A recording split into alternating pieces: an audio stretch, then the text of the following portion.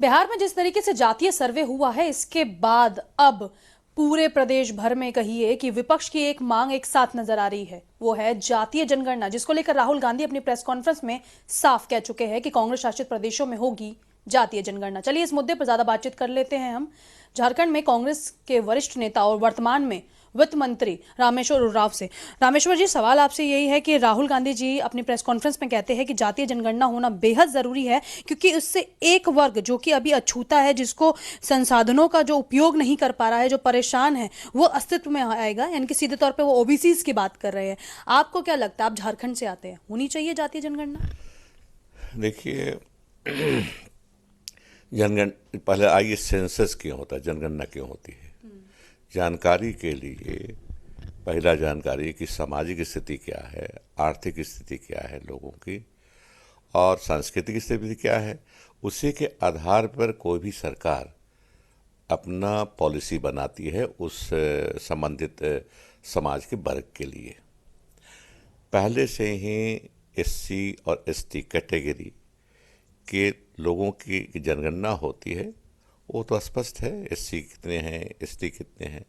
इसी तरह धर्म के आधार पर ही जो जनगणना धर्म लिखे जाते हैं, उससे हम जानते हैं कि मुस्लिम कितने हैं, क्रिश्चियन कितने हैं, जैन कितने हैं, बुद्धिस्ट कितने हैं, सब जानते हैं हम। लेकिन जनरल में हम नहीं जानते। कास्ट है, सिस्टम है यहाँ पर, किस कास्ट के लोग कितना है और कौन सी कास्ट ज़्यादा गरीब और पिछड़ा है। ये जानकारी सरकार को रखना चाहिए मेरे हिसाब से। और इस हिसाब से पिछड़ों की गिनती होनी चाहिए। पिछड़ों में भी बहुत सी जाति हैं, कुछ काफ़ी संपन्न जाति हैं पिछड़ों में, कुछ बहुत ही साधन विहीन जातियां हैं पिछड़ों में भी। तो सरकार को बनाना होता है साधन विहीन लोगों के लिए आर्थिक बेहतरी के लिए पॉलिसी बनानी चाहिए, बनानी पड़ती है। तो वैसी स्थिति में हमको जानकारी नहीं रहेगी कि पिछड़े में भी कितने अति पिछड़े हैं, तो हम कैसे पॉलिसी बनाएंगे। तो क्या आपको लगता है, आप झारखंड से आते हैं, राहुल गांधी जी ने तो प्रेस कॉन्फ्रेंस में कह दिया कि राजस्थान हो, छत्तीसगढ़ हो, कर्नाटक हो, यहाँ तक कि हिमाचल हो, यहाँ पर भी जातीय जनगणना होने की बात होगी। क्या झारखंड में आप लोग इसको जो है करवा पाएंगे? नहीं, देखिए, हमारे नेता हैं, राष्ट्रीय नेता हैं, सर्वोच्च नेता हैं राहुल जी, और उनकी जो कहे वो पार्टी की पॉलिसी बनी। अध्यक्ष जी कहें, राहुल जी कहें, सोनिया जी कहें, जो कहें वो पार्टी की नीति बन जाती है। तो पार्टी की नीति बन गई कांग्रेस की कि पिछड़ों की गिनती होनी चाहिए, तो होनी चाहिए। झारखंड में क्यों नहीं होगी? झारखंड अलग क्यों रहेगा? उससे होना चाहिए। सर, साथ ही में एक सवाल यहाँ पर और भी है कि बाबूलाल मरांडी की बात की जाए, बीजेपी से आते हैं, प्रदेश अध्यक्ष भी है भाजपा के झारखंड में। उन्होंने कहा है कि राष्ट्रपति शासन लागू होना चाहिए। आखिर ये बात उठकर क्यों आई सामने? देखिए, अब क्यों बात आई ये मैं नहीं कह सकता। आर्टिकल 356 के तहत राष्ट्रपति शासन लगाया जाता है। जब ब्रेकडाउन हो जाता है लॉ एंड ऑर्डर मशीनरी का, सरकार नहीं चल पाती है, सरकार शासन नहीं चला पाती है, तब राष्ट्रपति अब उस प्रदेश का शासन अपने हाथ में लेते हैं। क्या सर दाल में कुछ काला है कि इतने बड़े बड़े बयान जो है निकल कर आ रहे हैं? क्या वाकई में आदिवासियों के साथ कुछ गलत हो रहा है झारखंड में कि उनका ये कहना है कि राष्ट्रपति शासन लागू होना चाहिए? इतने बड़े लीडर है और ऐसा बड़ा वक्तव्य वो दे रहे हैं।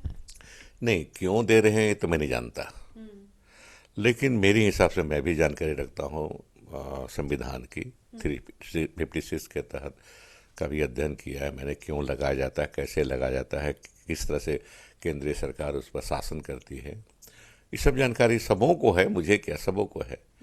ऐसी कोई स्थिति में नहीं पाता कि 356 आर्टिकल लगना चाहिए झारखंड में आज के दिन में। कल क्या होगा मैं नहीं जानता, आज के दिन में तो कोई स्थिति है नहीं ऐसी। सर, संकल्प यात्रा कर रहे हैं, जगह जगह जा रहे हैं, लोगों से मिल रहे हैं, ग्राउंड पे काम कर रहे हैं। बीजेपी कहती है सबका साथ, सबका विकास, सबका विश्वास, सबका प्रयास। साथ में उनका ये भी कहना है गांव हो, कस्बा हो, नुक्कड़ हो, तमाम चीजों पर काम होना चाहिए। आपके लिए मुश्किलें खड़ी होती नजर आ रही है? नहीं, मुश्किल टोटल में देख लीजिए, अंततः पार्टियां हैं, हम लोग की पार्टी है, उनकी भी पार्टी है, सत्ता में आनी चाहती हैं। सब पार्टियां सत्ता में आना चाहती हैं, ये तो निश्चित है, न तो पार्टी में क्यों रहेंगे, पार्टी में कोई कहीं और रहेगा। लेकिन अंततः शक्ति किसके पास है, सत्ता पलट की शक्ति किसके पास है, जनता के पास है। पिछले बार 2019 में जब इलेक्शन हुआ, गलतफहमी थी ये जो थी, बीजेपी को लगा कि हम ही आएंगे सत्ता में फिर, लेकिन पार्टी कहती थी, सोचती थी, लेकिन जनता ने तय कर लिया कि नहीं, इसमें पलटी होना चाहिए, पलटना चाहिए इसको, इस सरकार को। और जो दूसरी पार्टियां आज के दिन में विपक्ष में है, उस समय विपक्ष में थी, उनको सत्ता सौंपना चाहिए। हुआ वही 2019 के विधानसभा इलेक्शन में। दिक्कत क्या है, सत्ता तो जनता के पास है, हम कुछ भी कहें, हमको अपनी तारीफ करें, लेकिन जनता जानती है कि हमको क्या करना है इलेक्शन के समय में। सर, अभी बहुत हलचल हो रही है झारखंड में, आपके आवास पर भी या ये कहिए और भी जगहों पर ईडी की जबरदस्त छापेमारी हुई है। हेमंत सोरेन को लगातार सम्मन दिया जा रहा है, एक बार भी उन्होंने सम्मन को लेकर जो है वो ईडी दफ्तर नहीं पहुंचे, बात उन्होंने नहीं की। आखिर ये झारखंड में चल क्या रहा है? देखिए, मैं पुलिस में रहा हूँ 28-29 साल तक, बिहार का सीआईडी का चीफ रहा हूँ, जो इन्वेस्टिगेटिंग एजेंसी है सबसे बड़ा, 3.5 साल तक रहा, चीफ रहा उसका। तो इन्वेस्टिगेशन क्या होता है मुझे मालूम है। अगर ईमानदारी से अपराध घटित हुआ हो और उसका इन्वेस्टिगेशन किया जाए तो कोई आपत्ति नहीं है, लेकिन कोई मंशा अलग हो, राजनीतिक मंशा हो, तो गलत है। अपराध घटित नहीं हुआ हो और राजनीतिक मंशा रख करके किसी को तंग किया जाए, किसी घर में घुसा जाए, तो उसको तो कतई प्रशंसनीय नहीं कहा जा सकता। क्या आप सीधे तौर पे भाजपा की तरफ इशारा कर रहे हैं? मैं किसी की तरफ नहीं, आज जो हो रहा है, राजनीतिक मंशा किसकी जो है हो रही है जो इस तरीके से कार्य हुए? नहीं, लोगों ने मुझे बताया। हुआ क्या कि मेरे केस के बारे में बता दूं स्पष्ट। सरकार ने प्राइवेटाइज किया आबकारी पॉलिसी को, एक्साइज पॉलिसी को। मेरा बेटा बिजनेस में है, पॉलिटिक्स में तो अभी है, आ रहा है धीरे धीरे, नौकरी नहीं करता, बिजनेस में है, तो बिजनेस में पैसा लगाता है जहां उसको प्रॉफिट हो, निश्चित रूप से प्रॉफिट मोटिव पे काम। बिजनेस का क्या काम है, बिजनेसमैन का प्रॉफिट मोटिव से काम करता है। तो किसी ने कहा उसको कि इसमें लगाओगे, इन्वेस्ट करना ही होता है, तुम इसमें इन्वॉल्व मत हो, बिजनेस नहीं करो, लेकिन इसमें पैसा लगाओगे तो रिटर्न बढ़िया आएगा, इंटरेस्ट रेट बढ़िया देगा। उसने 23 लाख लगा दिए, और लोगों ने करे, करोड़ में लगाए लोगों ने। तो किसी के यहाँ रेड नहीं हुआ, मेरे घर रेड हुआ। तो लोगों ने कहा कि पॉलिटिकली मोटिवेटेड है, चूंकि आपको छूना था और तरीका तो नहीं था, आपका छवि तो अलग है, सबसे अलग है, तो आपके घर में घुस नहीं सकते थे ईडी, यही तरीका अपनाई और ईडी घुसी।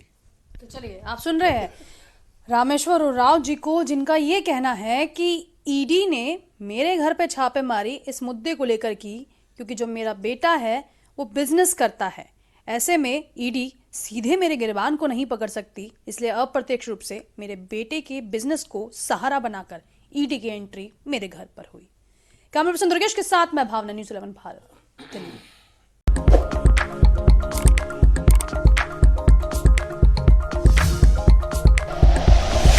Like and share videos, subscribe करें हमारा चैनल और प्रेस करें बेल आइकॉन। न्यूज़ 11 भारत, सच है तो दिखेगा।